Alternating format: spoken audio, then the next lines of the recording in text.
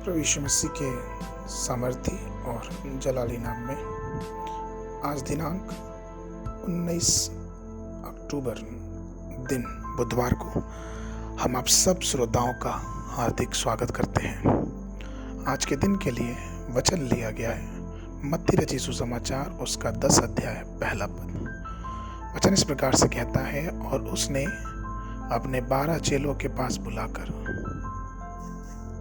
उन्हें अशुद्ध आत्माओं पर अधिकार दिया कि उन्हें निकाले और सब प्रकार की बीमारियों और सब प्रकार की दुर्बलताओं को दूर करें। प्रभु में प्रिय लोगों, यीशु के 12 शिष्य सामर्थ और अधिकार प्राप्त करने के लिए बहुत उत्सुकता से आगे आए और यीशु ने उन्हें बीमारों को चंगा करने, कोढ़ियों को शुद्ध करने, मरे हुए को जिलाने और अशुद्ध आत्माओं को निकालने की आज्ञा भी दी। अधिकांश मसीही इन आत्मा के उपहारों को संदिग्धता मानते हैं, अर्थात उनको वैकल्पिक मानते हैं। कई लोग का तो ये मानना है कि ये वरदान अब काम ही नहीं करते। लेकिन एक उदाहरण से समझिए कि अगर एक बेटा अपने पिता की विरासत को नहीं जाने तो उसके लिए कितनी दुख की बात है।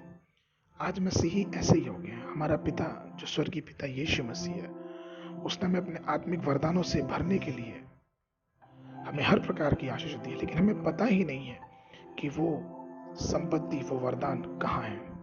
पहला कुरिन्थियों की पत्री उसके 12 उसके पहले पद में लिखा है कि हे भाइयों, मैं नहीं चाहता कि तुम आत्मिक वरदानों के विषय में अज्ञात रहो।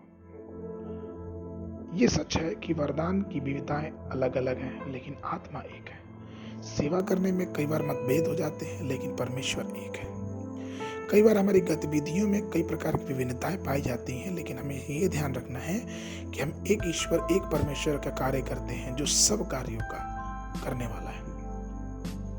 पहला कुरिन्थियों की पत्री उसका 12 अध्याय 7 पद से लेकर 10 पद तक इस बात को बहुत ही अच्छे रूप से प्रदर्शित करता है। वचन कहता है, किंतु सबके लाभ पहुंचाने के लिए हर एक को आत्मा का प्रकाश दिया जाता है, क्योंकि एक को आत्मा के द्वारा बुद्धि की बातें दी जाती हैं, तो दूसरे को उसी आत्मा के द्वारा ज्ञान की बातें, और किसी को उसी आत्मा के द्वारा विश्वास, और किसी को उसी आत्मा से चंगा करने का वरदान दिया जाता है।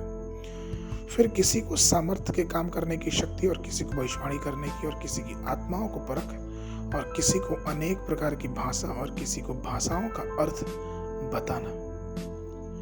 इस पदों को पढ़ के हम इस बात को समझे हैं कि प्रभु ने इन सभी आध्यात्मिक वरदानों को सिर्फ और सिर्फ हमारे लिए रखा है। हो सकता है कि हमारे दिल में संदेह हो और ये सवाल होता है कि आध्यात्मिक वरदान हमें मिलेंगे कैसे। हमने तो बहुत पाप किया, हमने तो बहुत गलत काम किया है। लेकिन मैं आपको बता दूं कि अगर हम परमेश्वर के सामने दीन और नम्रता से जाएंगे, परमेश्वर हमें इन अद्भुत वरदानों से भरने के लिए आज भी तत्पर है। आप में परमेश्वर वही उत्साह देखना चाहता है जो एलिशा के जीवन में पाया गया। हमें और आपको पता है कि एलिया जब स्वर्ग में उठाया जाने वाला था, एलिशा ने उसका पीछा नहीं छोड़ा, और चूंकि उसके साथ और भी बहुत सारे भविष्यवक्ताओं के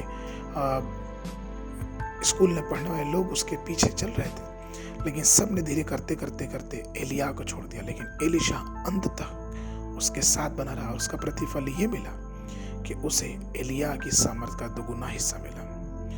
प्रभु में प्रिय लोगों, आइए हम भी उस आत्मिक उपहारों के लिए, आत्मिक वरदानों के लिए ललाहित रहें और प्रभु से मांगते रहें, और प्रभु हमें हर प्रकार के वरदानों से तृप्त करेगा। मनन के लिए प्रेरितों के काम उसका 10 अध्याय 38 पद कि परमेश्वर ने किस रीति से यीशु नासरी को पवित्र आत्मा और सामर्थ से अभिषेक किया। वह भलाई करता और सबको जो शैतान के सताए हुए थे अच्छा करता फिरता, क्योंकि परमेश्वर उसके साथ था। बाइबल अध्ययन के लिए सुबह के समय यशायाह नबी की पुस्तक उसका 56, 57, 58, संध्या के समय 2 थिस्सलुनीयों की पत्री उसका 2 अध्याय। परमेश्वर आप सबको आशीष देवे।